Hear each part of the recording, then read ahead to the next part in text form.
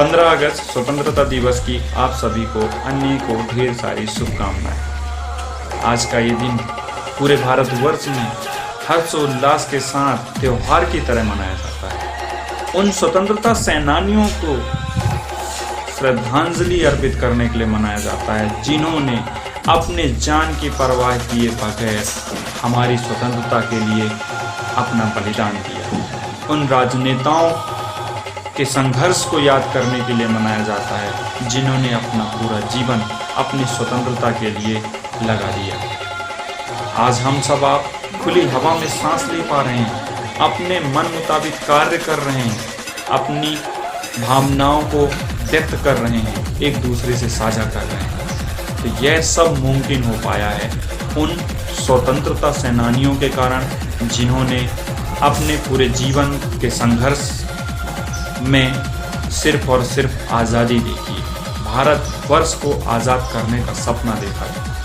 आखिरकार वो आज़ादी हमें मिली।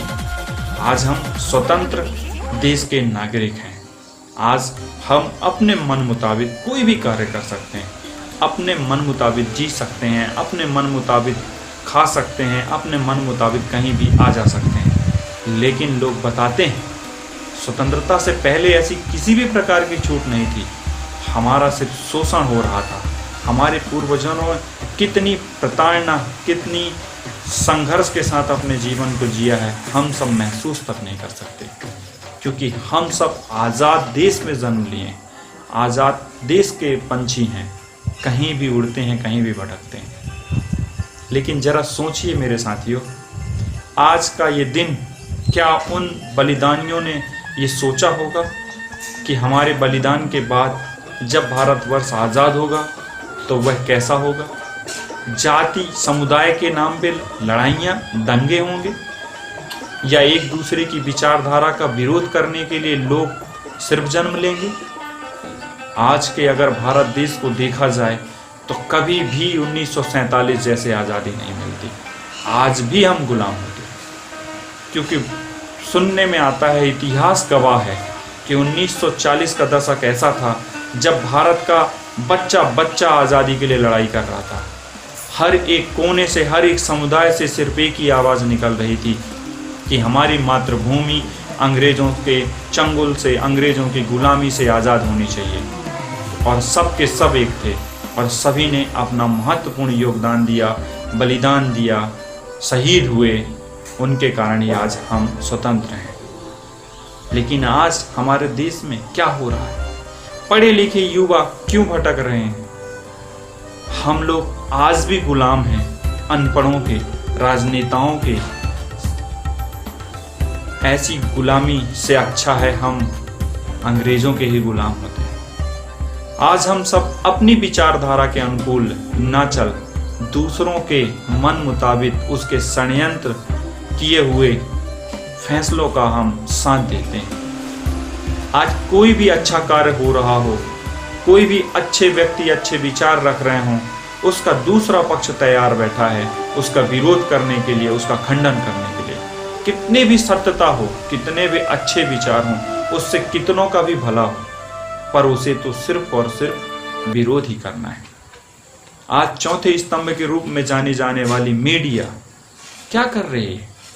दो गुटों में लड़ाइयां, सांप्रदायिक दंगे भड़काने का कार्य, एक पैनल बनाकर बैठा लिया जाता है, एक पक्षधार को और एक उसके विपोजिट पार्टी को, दोनों लड़ाइयां करते हैं। उसको देखकर हमारी युवा पीढ़ी प्रैक्टिकली लड़ाइयां करती है, रोड में लड़ाइयां करती है। ये गलत हो रहा है। आप सभी जागरूक हैं, समझदार हैं, अपने बुद्धि विवेक का इस्तेमाल कीजिए।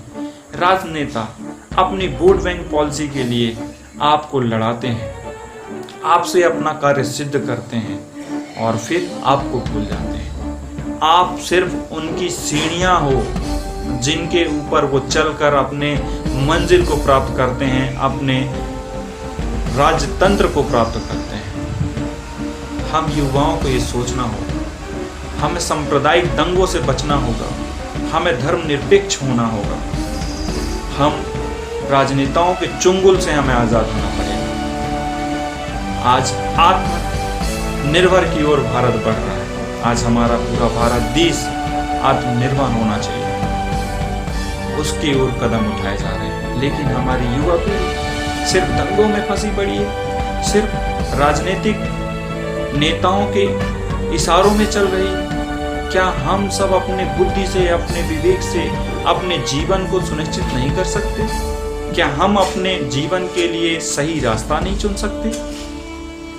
क्या हमें आगे चलकर अपने आने वाली पीढ़ी को यही संदेश देना है कि हम सब आपस में ही लड़ाई करते रह गए, हम सिर्फ जातियों में ही बढ़ते रह गए, हम सिर्फ अपने ही लोगों से संघर्ष करते रह गए? आज तो हम किसी के गुलाम नहीं।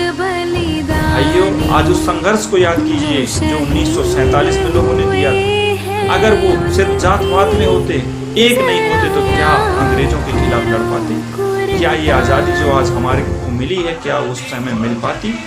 नहीं, उसकी कल्पना भी नहीं कर सकते थे अगर पूरा भारत देश एक होकर इस आज़ादी के लिए लड़ा नहीं होता।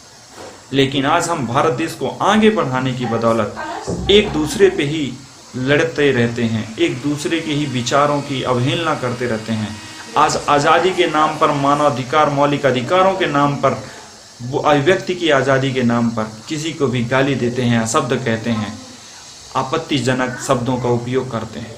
ये सब बंद करना होगा, ये सबसे दूर हटना होगा।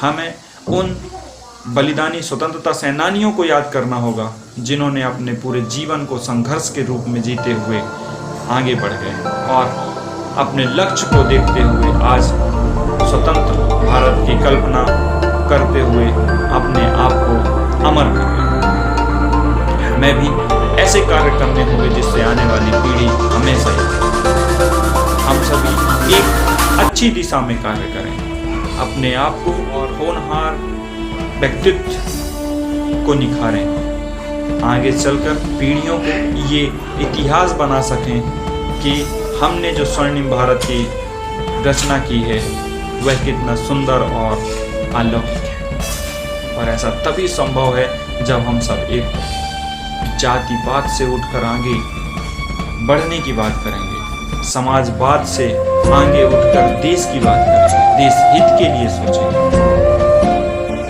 इन्हीं शब्दों के साथ आप सभी का बहुत बहुत धन्यवाद और 15 अगस्त की हार्दिक शुभकामनाओं के साथ धन्यवाद। जय हिंद, जय भारत।